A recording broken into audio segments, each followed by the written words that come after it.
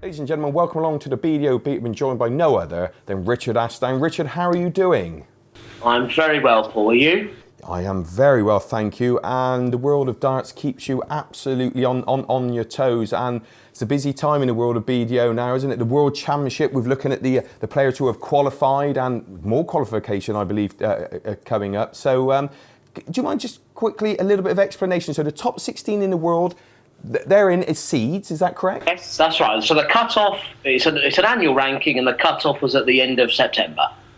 So we took the top 16, they're seeded. Yeah.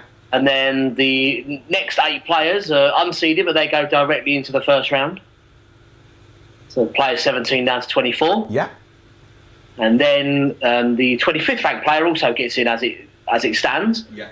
It was Dennis Harbour, and then the finalist from last year, Jeff Smith, he's outside the top 24. He automatically gets in and invite back if you reach the final the year before. Yes, yeah. And they also give a place to the Winmau World Masters, so a space is held for that player. Right, okay. Which is Jimi Hendrix is the standby player in the ranking. So it's always a bit confusing, but it's all spelled out. If you look on bdodarts.com, the list is complete, but basically, it's the top 24 into the first round proper, and then there are going to be 16 players playing off in the prelim round at Lakeside, and 9 of those come from regional tables or qualifiers around the world. Yeah. So most of those have been made up now, so all the names are there, it's all filled in, and we have 4 more to come from the playoffs at the Winmau World Masters. Excellent. And so it's 40 players, 8 go out in the prelim, then we're down to the 32. Great. That's it. Okay, so, and I think I'm right in saying that Mr. Fordham, Andy Fordham, of course, former world champion, he missed a couple of darts to get in that.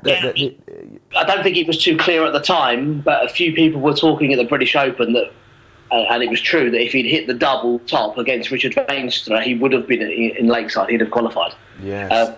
So he just missed out. But he'll be one to watch in the qualifiers, but they're always so tough, you can never quite tell. And as far as the qualifiers, basically that's open to anyone to enter? Yeah, anyone in the BDO system. There are ways of getting into it, which I won't. I mean, we could spend the whole cool. 10 minutes discussing that, but players in Britain qualify through their counties. Each of the WDF-affiliated countries have their qualifiers or their nominated players.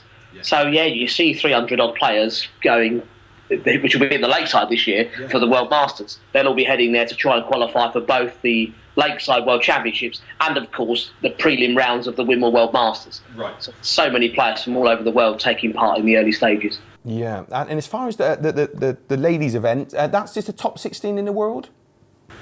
It's, again, there are 2 qualifiers from the playoffs. Yeah. And the Winmau World Master. Right. So it's the top 13 are guaranteed. Yeah. Then we have the Winmau World Master and 2 qualifiers from the player. Making up. So Claire Brookin's on standby. If the World Master is already qualified, then Claire Brookin, who's been a great player, England international in the past, she'll make her debut at Lakeside if an outsider doesn't win the World Masters. So it's a nervous time for those players. I was just about to say the men's and the women. I can remember Ted Hankey last year, wasn't it? It was in the Masters, wasn't it? When he was just on those toes there, just waiting. So that's the world. Thomas Shinhan's got to the semis from Switzerland, and he was completely an outsider in the rankings, and he could have made it. So it's all interesting. It's always good fun those few days at the World Masters, and we're going to be back at the Lakeside for that. So great fun. And of course, before that, it was the middle of November, we have the Grand Slam of darts. Of course, 32 players, 8 from the BDO. I've got the list here. Scott Waite's Jeff Smith, of course, made the World Final last year, as you know. So Darryl Fitton, because he won the World Trophy. Yeah. Glenn Durant, because World Masters, and because he is the best player in the BDO, isn't he, really? So Scott Mitchell, Danny Noper, Jamie Hughes, and Martin Adams, who he went down a storm last year, didn't he? Well, the last 4 you've mentioned have got in by virtue of being the highest ranked and not already qualified. Yeah. Yeah, I think everyone... Martin, because of recent health issues, didn't play too much of the circuit towards the tail end of the season. Yeah. So a few people were wondering if he'd just drop out of that 8, but I think many people, especially the fans at Wolverhampton, are glad that he's returning. Wolfie returns to Wolves, so the headlines are already written. It's nice. I'm pleased for him because of what's going on, irrespective of darts. What's going on in his personal life with his health. It's a real tonic for him to be back at Wolverhampton.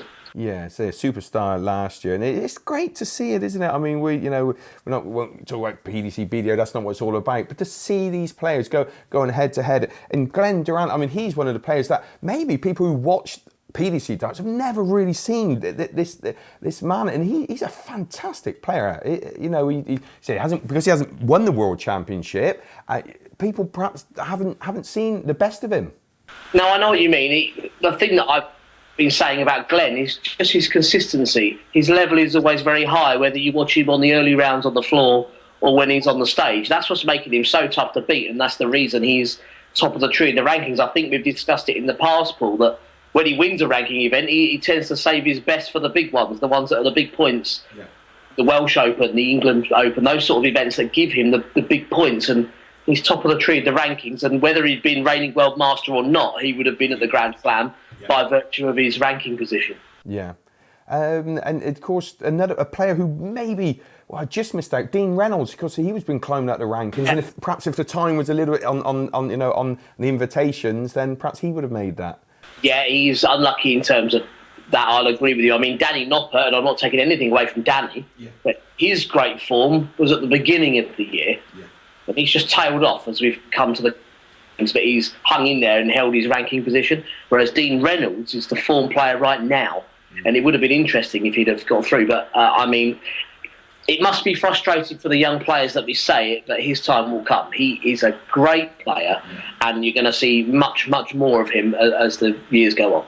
Yeah, and that is a great event in Wolverhampton. I always try to make it along there in Tungsten Tells. And will you be involved, Richard, this year, or does that clash? I'm involved in a professional capacity, but I'll certainly be involved in a supporting role because I'll be attending on that first weekend and maybe later in the week. So always good to get involved, have a chat with the media and just support all of the players. I really enjoy it. So looking forward to it. It is great, and it's great for darts. Of course, we've got the World Masters at the beginning of December, before, of course, the World Championship. So what a time to be a professional dart player. In as much of it on the telly as possible. That's what we like to see. Oh, it really is. I mean, if you go through basically from this weekend onwards until Lakeside's completed, there's darts on every weekend. And that's when BDO PDC is great for darts, and there is just blanket coverage of darts all the way through. That's what we like, Richard. Well, thank you so much for your time, mate.